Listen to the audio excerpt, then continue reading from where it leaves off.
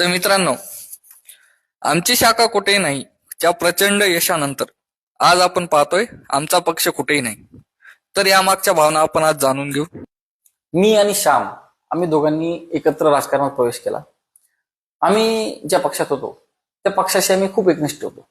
परंतु काही दिवसानंतर आमचे साहेब हे दूरदृष्टी ठेवणारे होते. त्यांनी विचार केला की आपल्याला अजून वेगाने विकास करायचा आहे जनतेचा.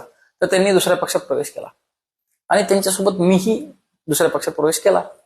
परंतु माझा जो मित्र होता श्याम, त्याला आम्ही म्हणलं चल, तर तो म्हणाला नाही, मी या पहिल्या पक्षाशीच एकनिष्ठ राहील. तर तो त्या पक्षाशी एकनिष्ठ राहिला बरेच दिवस. आणि काही दिवसापूर्वी निवडणुकीची घोषणा झाली तर त्यावेळी त्याच्या पक्षानं त्याचं तिकीट कापून एका तिसऱ्या पक्षातून आयात केलेल्या उमेदवाराला तिकीट दिलं. अच्छा. मग त्यावेळी मला पण दुःख झालं, म्हणून मी त्याला फोन केला. म्हणलं यार श्याम, तू त्याच वेळी आमच्यासोबत यायला पाहिजे होतं. श्याम म्हणला अजूनही वेळ गेलेली नाही, मी उद्याच पक्ष प्रवेश करतो. मी म्हणलं ठीक आहे, स्वागत आहे तुमचं. दुसऱ्या दिवशी त्याचा पक्ष प्रवेश झाला आणि तिसऱ्या दिवशी त्याला तिकीटही मिळालं.